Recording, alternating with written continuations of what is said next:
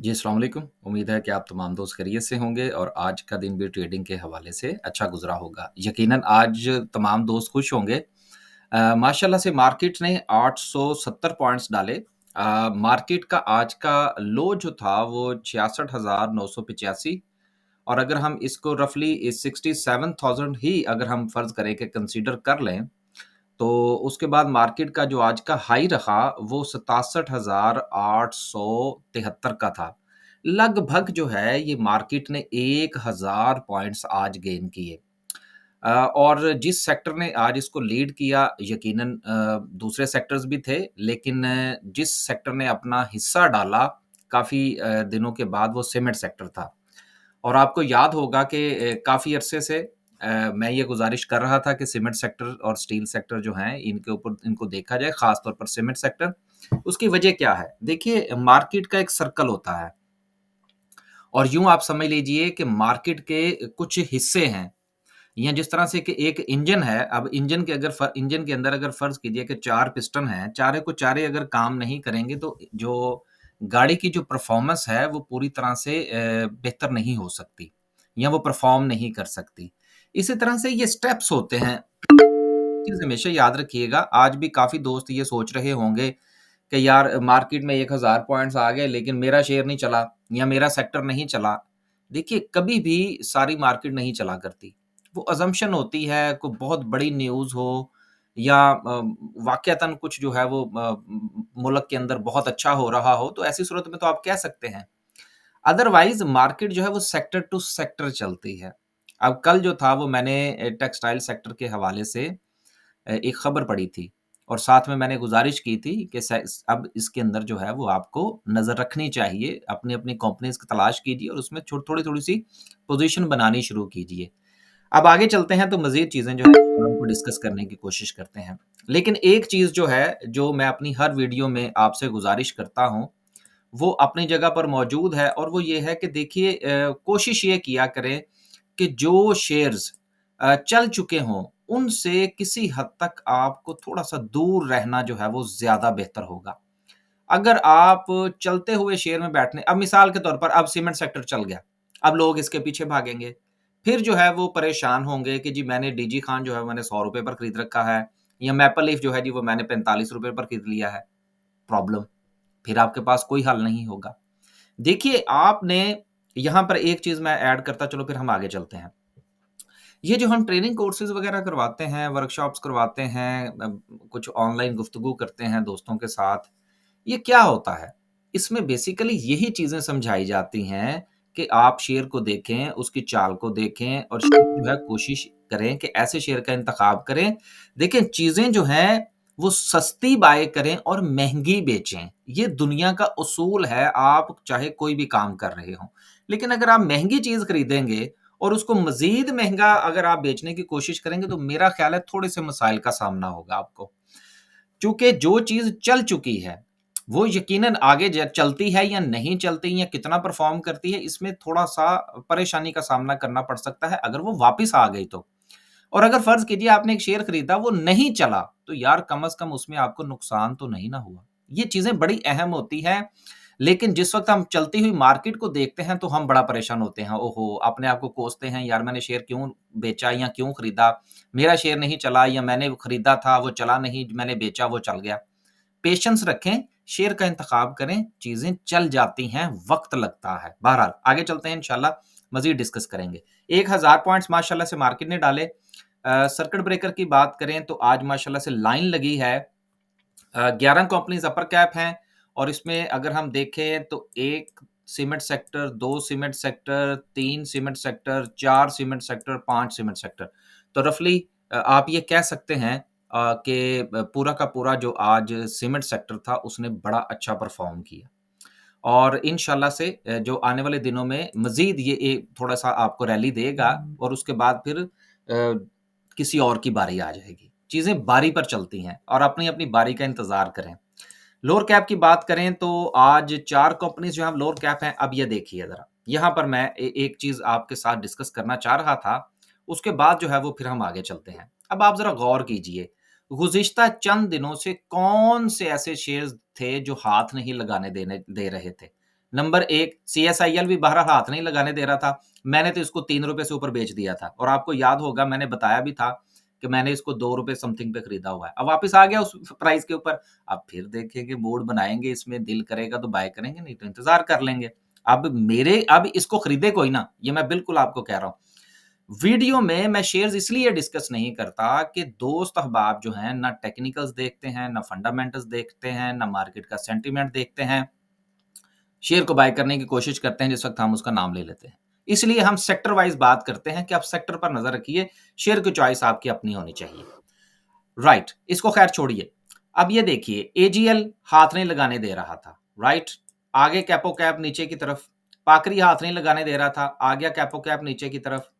इसके अलावा मेटा हाथ नहीं लगाने दे रहा था, आ गया कैपो कैप से मुराद एक आइडिया दे रहा हूँ ना 7% प्लस है ना। पीआईए वापसी का रास्ता। अब देखिए, अब उन शेयर्स का इंतखाब कीजिए जिन्होंने यार अभी चलना है। अब आपने अगर ₹30 पर मुझे कुछ लोगों ने मैसेजेस भी किए जिन्होंने इस पीआईजे को खरीद रखा है, अब मैं उनको क्या बताऊँ कि क्या करें वो? इसलिए कोशिश ये किया करें कि देखिए एक चीज़ आप हमेशा याद रखिएगा कि इंडिविजुअल्स जो हैं, दुनिया की कोई भी स्टॉक मार्केट हो सकता है वीडियो आज हमारी थोड़ी-सी लंबी हो जाए। दुनिया की कोई भी स्टॉक मार्केट हो, इंडिविजुअल्स जो हैं वो इंस्टीट्यूशंस के साथ पूरे नहीं उतर सकते। इंडिविजुअल्स के पास ज़्यादा से ज़्यादा कितने पैसे होंगे? 2 करोड़, 3 करोड़, 4 करोड़, 5 करोड़ यार लगा लें। इसके इससे इससे ज़्यादा तो इंडिविजुअल्स के पास पैसे नहीं होते मार्केट में झोंकने के लिए, हमें और 700 काम होते हैं। इंस्टीट्यूशंस के पास बिलियंस ऑफ रुपीज़ होते हैं। इसलिए अगर आप बहुत सारे दोस्त कहते हैं जी आप फ़ीपीलीपी क्यों डिस्कस नहीं करते? भाई मैं इसलिए डिस्कस नहीं करता कि अगर आप इंस्टीट्यूशंस को फ़ॉलो करेंगे तो आप मारे जाएँगे। अब एक इंस्टीट्यूशन जो है उसने तो माल खरीद लिया। आज फ़ीपीलीपी में आपने देख लिया जी कि उसने खरीद लिया है। अब कल देखा-देखी आप भी खरीद लेंगे। परसों वो सेलिंग पे आ जाएगा। आप क्या करेंगे? देखिए, अपनी-अपनी स्ट्रैटेजी है। अब हो मैं ये नहीं कह रहा कि मैं दुरुस्त कह रहा हूँ। मेरी ये स्ट्रैटेजी है कि मेरी कोशिश ये होती है कि मैं इंस्टीट्यूशंस को देखूँ ज़रूर लेकिन उनको फ़ॉलो ना करूँ।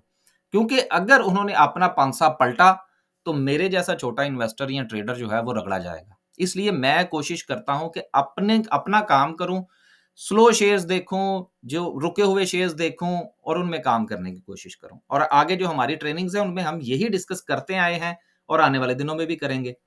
लगते हाथ चलें कंपनी की थोड़ी-सी मशहूरी भी कर लें, फिर हम आगे चलते हैं। हमारी जो है रजिस्ट्रेशन ओपन है। अगर आप हमारे 2 कोर्सेज़ इस वक़्त जो है वो पाइपलाइन में थे। Stock market course for beginner ये मैंने काफ़ी दिनों से जो है वो अनाउंस कर रखा है। इसमें बहरहाल रजिस्ट्रेशन बड़ी स्लो है। अगर आप इसमें इंटरेस्टेड हैं, तो आप ज़रूर राब्ता कीजिए। उसके अलावा स्टॉक मार्केट की ट्रेनिंग है इन्वेस्टर्स के लिए। इसके माशाल्लाह से हमारे 3 बैच जो हैं वो मुकम्मल हो चुके हैं। और चौथा बैच जो है उसकी मैंने कल ही अनाउंसमेंट की थी। तो इतनी तेज़ी से रजिस्ट्रेशन हुई है कि मेरा ख़्याल है कि शायद अगले 1 आध दिन में रजिस्ट्रेशन मुझे क्लोज़ करनी पड़े। बहुत सारे दोस्तों का इंटरेस्ट है इसमें और हमारी कोशिश होगी कि इसको फिर हम आगे कंटिन्यू करें और 5वाँ बैच जो है वो भी अनाउंस कर दें। अगर आप इन दोनों ट्रेनिंग में से किसी में भी अगर आप इंटरेस्टेड हैं तो राब्ता कीजिए। इसके अलावा अगर आपने अकाउंट ओपन करवाना है और अभी तक आपको समझ नहीं लग रही कि किस ब्रोकर के पास करवाएँ या ब्रोकर की क्या-क्या ख़ुसूसियात जो हैं वो हमें देखनी चाहिए। इसके ऊपर मैंने वीडियो भी बना रखी है। लेकिन इसके बावजूद भी दोस्त राब्ता करते हैं जो अभी भी कन्फ्यूज़न का शिकार हैं, तो फिर वो टेक्स्ट करके पूछ लीजिए। अ, ये हमारा व्हाट्सएप नंबर है। चाहे आप अकाउंट की ओपनिंग की इन्फॉर्मेशन लेनी हो या आपने स्टॉक मार्केट के बिगिनर्स कोर्स की हो या कि स्टॉक मार्केट इन्वेस्टर की ट्रेनिंग की हो। तो दो तीनों सूरतों में आप इस नंबर पर व्हाट्सएप कीजिए, सवाल पूरा लिखिएगा, इंशाल्लाह आपको जवाब जल्दी मिल जाएगा। अब चलते हैं वापस। वापस चलते हैं जी और ये बहरहाल एक मैं एग्ज़ाम्पल समझाना चाह रहा था कि चीज़ों को थोड़ा-सा अंडरस्टैंड करें। चलती ट्रेन पे ना चढ़िएगा। अब सीमेंट सेक्टर ना बाय कीजिएगा, मैं आपको डायरेक्टली कह रहा हूँ। अब किसी और सेक्टर का इंतखाब करें। अब ये तो चल गया ना, अब आगे चलें। अब 7-7, 8-8 परसेंट जो है वो सीमेंट सेक्टर चल गया। अब आप अगर बैठने की कोशिश करेंगे, उसमें ज़रा-सी करेक्शन आई, आप परेशान हो जाएँगे क्योंकि चीज़ें कभी भी स्ट्रेट नहीं चलती, हमेशा ऊपर-नीचे चलती हैं, हायर हाइज़ बनाती हैं, हायर लोज़ बनाती हैं। अब हायर लो अगर सीमेंट सेक्टर ने बनाया, आप परेशान हो जाएँगे। आगे चलते हैं। ओवरऑल मार्केट की बात करें तो अब आज बैंक्स जो हैं वो थोड़ा-सा पीछे रहे, यकीनन उनका पीछे रहना बनता है क्योंकि सारा का सारा पैसा जो है वो सीमेंट सेक्टर की तरफ डाइवर्ट हो गया, स्टील सेक्टर की तरफ डाइवर्ट हो गया। सेक्टर वाइज़ बात करें तो आज माशाल्लाह से सीमेंट सेक्टर ने 290 पॉइंट डाले, 300 पॉइंट्स कर लें जी, 11 पॉइंट्स मेरी तरफ से। फर्टिलाइज़र सेक्टर ने एंग्रो कारपोरेशन ने बड़ा अच्छा परफ़ॉर्म किया, ऑयल एंड गैस भी आ गया वापस थोड़ा-थोड़ा सा। Investment banks, engineering sector and so पूरी मार्केट में आज आपको हलचल सी नज़र आई। आगे चलते हैं और बात करते हैं 1-2 खबरें हैं, फिर इंशाल्लाह कैंडलस्टिक पर आएँगे। पहली खबर जो है वो पाकिस्तान रिफाइनरी और एयरलिंक के हवाले से है। जिन्होंने ये कहा था कि हम दोनों मिलकर जो है वो मेजॉरिटी जो स्टेक है वो खरीद लेंगे शेल पाकिस्तान का। लेकिन अब उन्होंने कहा नहीं भाई साढ़े को पैसे नहीं आए, हमें माफ़ी दे दें। देखिए एक चीज़ होती है, मैं अक्सर अपनी वीडियोज़ में कहता हूँ एमओयू या इंटेंशन, इसके ऊपर जो है वो स्पेकुलेशन बहुत होती है और एग्रीमेंट होता है कि हैज़ बीन डन, कि काम हो गया। तो ज़्यादातर जो स्टॉक मार्केट में इंटेंशंस आती हैं, आप हेस्कोल की देख लीजिए, आप शेल की देख लीजिए, आप दीगर कंपनीज़ की देख लीजिए, हर तीसरे दिन कोई ना कोई खबर आई होती है, वो कह रहा है जी मैं उसको खरीदना चाह रहा हूँ, वो कह रहा है जी मैं उसको खरीदना चाह रहा हूँ। थोड़ा-सा परहेज़ करें, थोड़ा-सा परहेज़ करें। आगे चलते हैं। आगे चलते हैं जी और बात करते हैं एक और खबर की, और खबर ये है कि सीमेंट सेक्टर की सेल्स इंक्रीज कर गई हैं बाय 4% ड्यूरिंग मार्च। अब ये देखिए ज़रा, ये ड्रामेबाज़ी है सारी इस खबर की।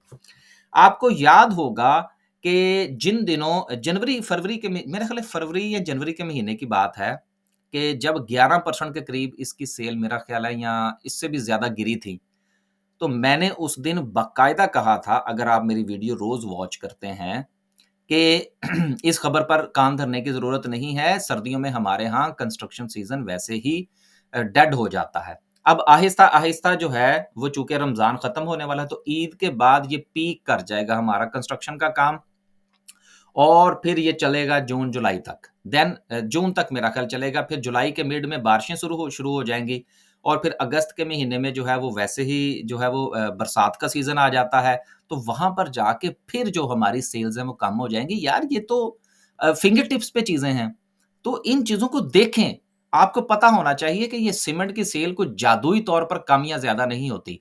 अब ये देखें 4% की इंक्रीज़ की खबर आई है, अब लोग भागेंगे। अब भागने का कोई फ़ायदा नहीं है। अब टेक्सटाइल सेक्टर को देखें, टेक्सटाइल सेक्टर को देखें। अब ये मैं 2-3 मर्तबा कह चुका हूँ कि टेक्सटाइल सेक्टर को देखें, उसके मरे हुए शेयर्स देखें, लेकिन अच्छे शेयर्स देखें जो मरने के करीब हैं। 2-3 हैं, तो उनमें थोड़ी-थोड़ी सी रोज़ की 500 जितनी आप लेना चाहते हैं, 100 शेयर बाय कर लें यार, जिसका लॉट साइज़ 100 का है, जिसका 500 का है, उसका 500 बाय कर लें। 2 दिन 3 दिन ठहर के फिर 500 बाय कर लें। इस तरह से पोर्टफोलियो बनाएँ। फिर जब वो चलेगा, फिर वो कैपो-कैप होगा, और फिर फिर जो है वो आप इंशाल्लाह उसमें से कुछ ना कुछ ज़रूर कमाएँगे। इसी चीज़ का नाम स्टॉक मार्केट है। आगे चलते हैं जी और बात करते हैं आज की कैंडल की। कैंडल माशाल्लाह बहुत अच्छी है। कल भी जो था वो हमने मेरा ख़्याल है 300 पॉइंट्स के करीब निकाले थे मार्केट में से।